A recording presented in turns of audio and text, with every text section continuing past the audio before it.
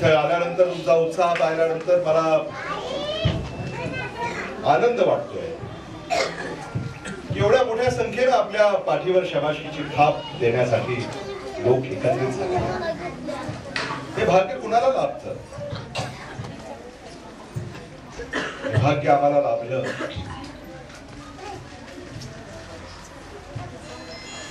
हे आमचं सौभाग्य आहे. आणि म्हणून या 15 दिवसामध्ये आता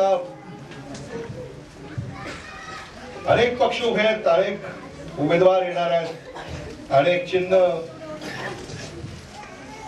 आपल्या समोर येतील. या सगळ्या बाबींकडे फार लक्ष न देता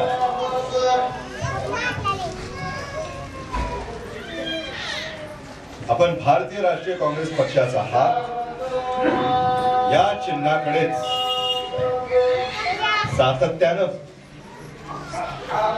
लक्ष दिलं पाहिजे.